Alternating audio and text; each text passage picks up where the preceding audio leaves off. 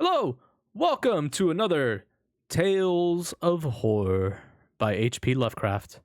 Today is the thrilling conclusion of The Shunned House, Act 5. Now, in the past acts, or the previous acts, uh, we have noticed this man who is tracing back his family lineage uh, and the history of this house, of which is passed down from his family descendants. And they're trying to uncover mysteries of murders and, strange phenomena that have occurred that led to like deaths of many people within the house that they've thought it a curse. And now, within the third and fourth chapters, we have the main protagonist and his uncle essentially investigating what they think is the cause of a lot of these deaths. What they do not understand, it's kind of loosely described as a vampire that literally like sucks on their vitality in some way, but it's not necessarily, it's open to interpretation. It's kind of loosely described as that, but in long terms it is mostly fungus of some sort, an ethereal phantasm that is between dimensions is another description that they utilized, which is so vastly interesting, especially because of one interesting thing that that I was thinking of when they were like talking about that description was the way that Solomon's key is described within its poems. The way that Solomon was able to like trap demonic forces within like summoning circles and utilize the ring to command them in some sort, or enslave them, more kind of like the proper term for that. Um, but yeah, and he was able to like utilize kind of he was able to gather information on how to like deal with spirits in that manner, where he would like interview massive amounts of like ghosts or entities and like demonic forces and then find out who their leaders were and shit like that. And then he's essentially tricked later on.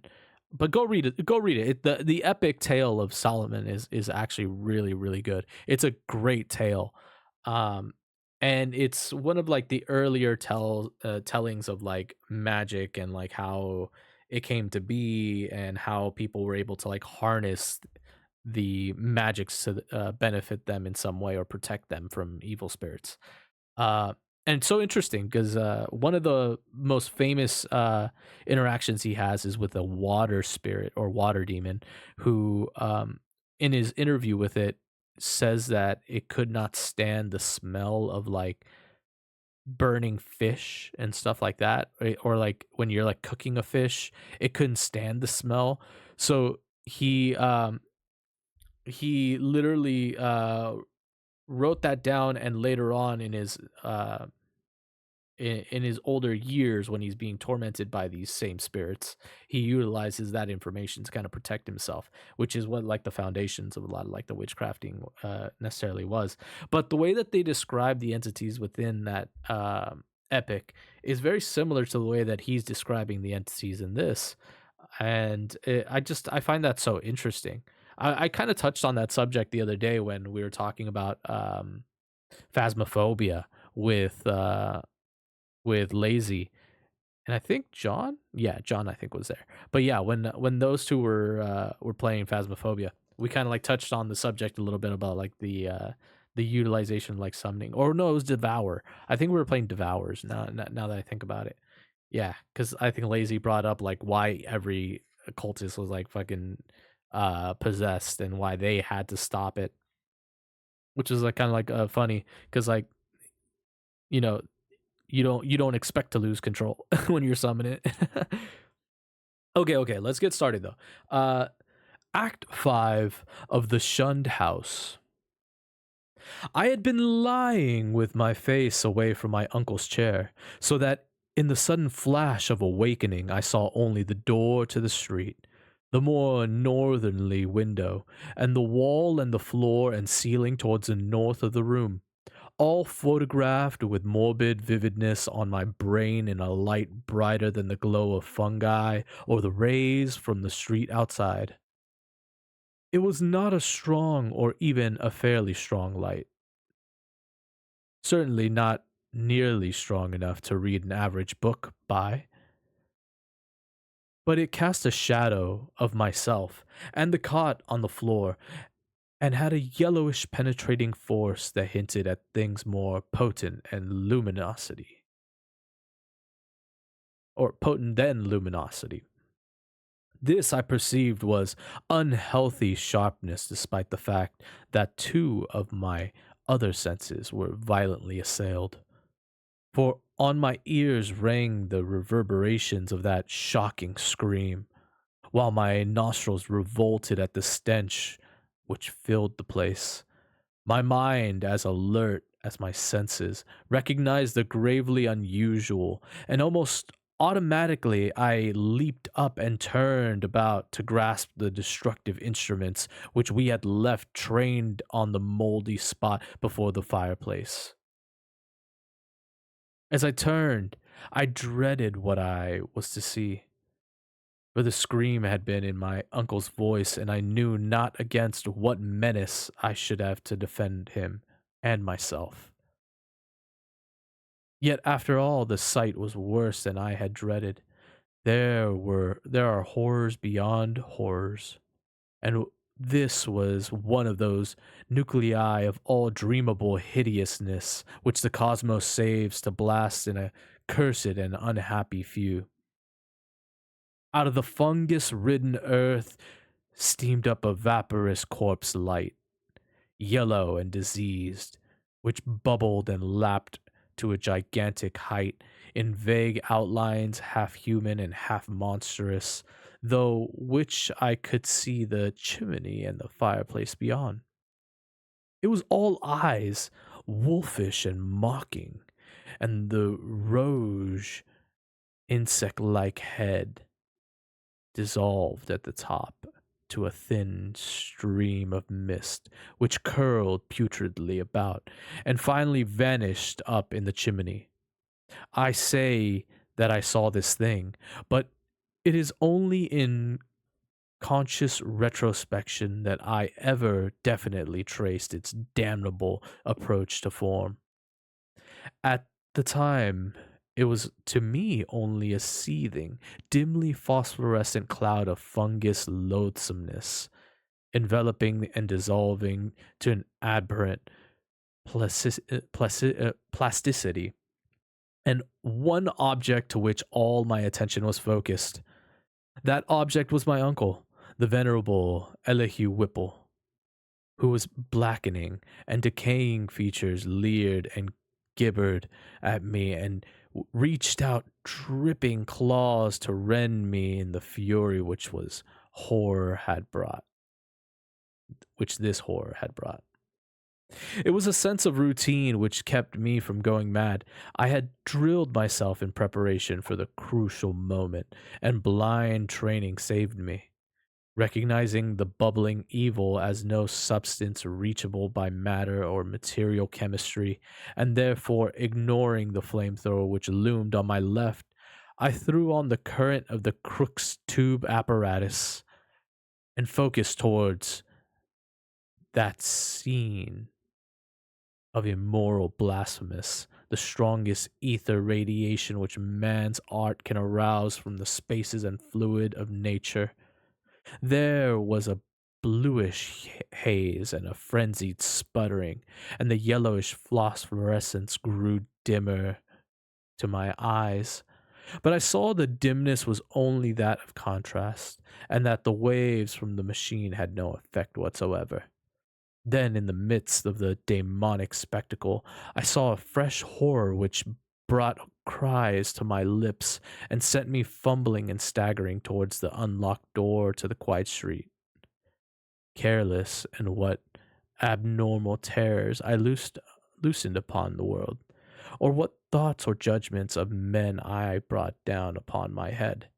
In that dim blend of blue and yellow, the form of my uncle had commenced a nauseous liquefaction, whose essence eludes all description, and in which there played across his vanishing face such changes of identity as only madness can conceive. He was at once a devil and a multitude, a charnel house and a pageant, lit by mixed and uncertain beams. That gelatinous face assumed a dozen, a score, 100 aspects, grinning as it sank to the ground on the body that's melted like tallow in the caricature likeness of legions, strange and yet not strange. I saw the features of the hairline, masculine and feminine, adult and infantile, and other features old and young, coarse and refined, familiar and unfamiliar. For a second, there flashed a deranged counterfeit of a miniature of poor mad Roby's Harris, and had seen in the in the School of Design museum, as I recalled her from as I recalled her. Oh, and another time I thought I caught the raw boned image of Mercy Dexter as I recalled her from a painting in Carrington Harris's house. It was frightful beyond conception towards the last, when a curious blend of servant and baby visages flickered close to the fungus floor where a pool of greenish grease was spreading. It seemed as though the shifting features fought against themselves and strove to form contours like those of my uncle's kindly face. I like to think that he exited at that moment and that he tried to bid me farewell. It seems to me I hiccuped a farewell from my own parched throat as I lurched out into the street. A thin scream of grease followed me through the door to the rain drenched sidewalk. Farewell. The rest is shadowy and monstrous. There was no one in the soaking street, and in all worlds and in all the world there was no one I dared tell. I walked aimlessly south past College Hill and the Athenaeum, down Hopkins Street and over the bridge to the business section where tall buildings seemed to guard me, and as modern material things guard the world from ancient and unwholesome wonder. Then gray dawn unfolded wetly from the east, silhouetting the archaic hill and its venerable steeples, and beckoning me to join where my terrible work was still unfinished. And in the end, I went, wet, hatless, and dazed in the morning light, and entered that awful door in Benefit Street which I had ajar, which still swung cynically in full sight of the elderly householders to whom I dared not speak. The grease was gone, for the moldy floor was porous, and in front oh sorry, I'm so tired right now. And in front of the fireplace was no vestige of the giant doubled up form in nitre. I looked at my I looked at the hat of my uncle. Da- Dazedness was uppermost, and most scarcely recall what was dream and what was reality. Then thought trickled back, and I knew that I had witnessed things more horrible than I had dreamed. Sitting down, I tried to conjecture as nearly as sanity would let me, but just what had happened, and how I might end the horror if indeed it had been real. Matters in such matters it seems not how might end the horror. If indeed it had been real, Mater it seems not to be, nor either nor anything else conceivable by mortal mind. What then? But some exotic emanation, some vampirism vapor, such as the Exeter rustic tell of a lurking over certain churchyards. This I felt was the clue, and I looked at the floor before the fireplace where the mold and the nitrate had been strange forms. In 10 minutes my mind was made up, and taking my hat, a pickaxe, and spade, a military grade mask, and 6 carbons of sulfuric acid, all to be delivered the next morning at the cellar door of the Shunned house in Benefit Street. After that, I tried to sleep and falling, past the hours in reading and in composition of inane verses to counteract my mood. At 11 a.m. the next day, I commenced digging. It was sunny weather, and at 11 a.m. the next day, I commenced digging. It was neither, it was sunny weather, and I was glad of that. I was still alone for as much as I feared the unknown horror. Thought there was more fear in the thoughts of telling anybody.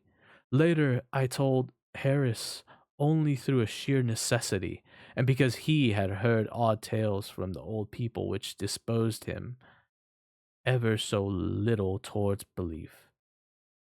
As I turned up the stinking black earth in front of the fireplace, my spade causing a viscous yellow ichor to ooze from the white fungi after it severed, I trembled at the dubious thoughts of some might undercover. Ooh, okay. Where the hell did I leave off? Shook, my hand shook perceptibly, but still I delved. After a hole standing in the large hole I had made, with the deepening of the hole, which was about 6 feet square, the evil smell increased, and I lost all the doubt of my imminent contact with the hellish thing whose emanations had cursed the house for over a century and a half. I wondered what it would look like, what its form and substance would be, because and how big it might have waxed through the long ages of self-sucking. At length I climbed out of the hole and dispersed the heaped up dirt, then arranging the great cowboys of acid around and near two sides about that when necessary. I might empty them all down the aperture in quick succession. After that, I dumped earth only along the two other sides. Working more slowly and donning my gas mask as the smell grew, I was nearly unnerved at my proximity to the nameless thing at the bottom of the pit. Suddenly, my spade struck something softer than earth. I understand.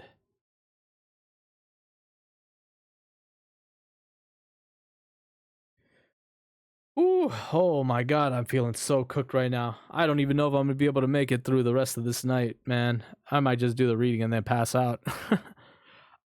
I might empty them all down the aperture in quick succession.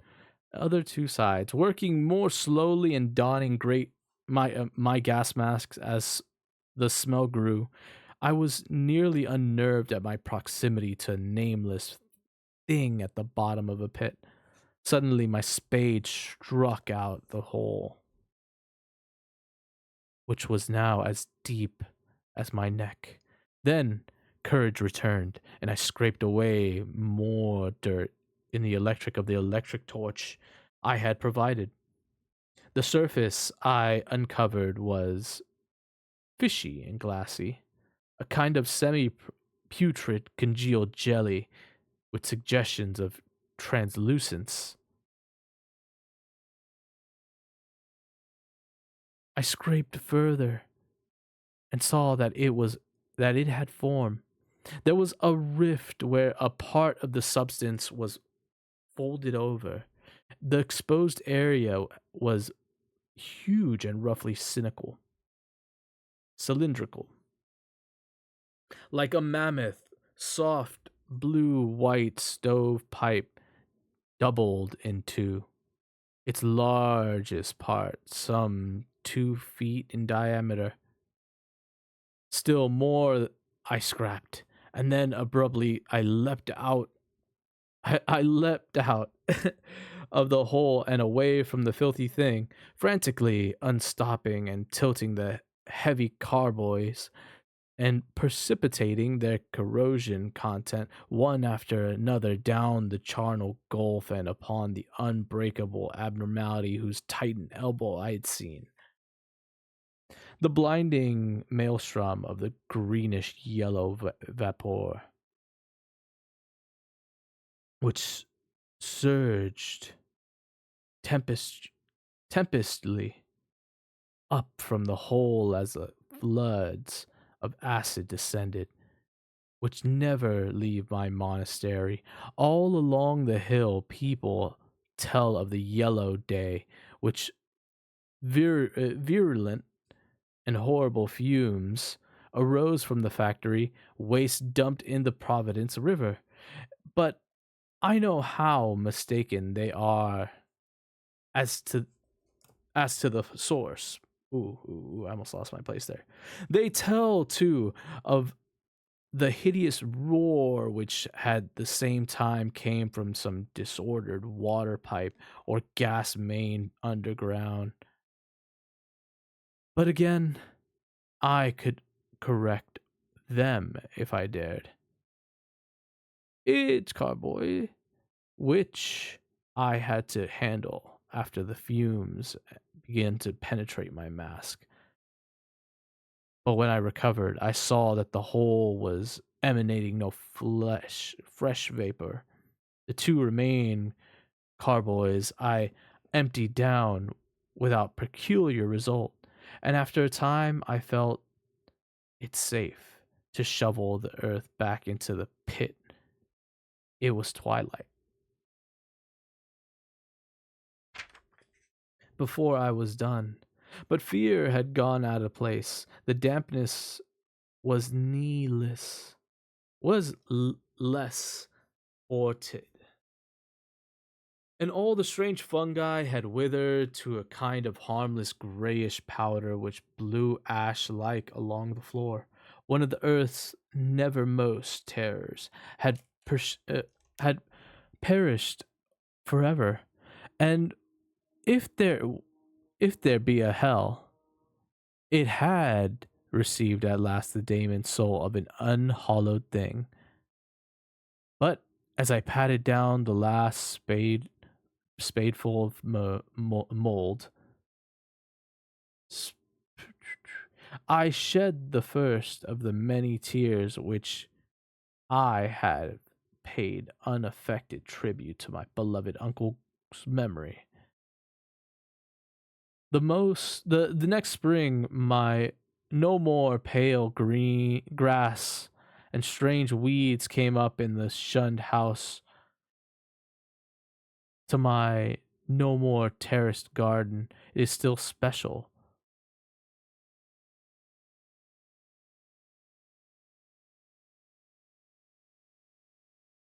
I totally forgot where I was at there for a second.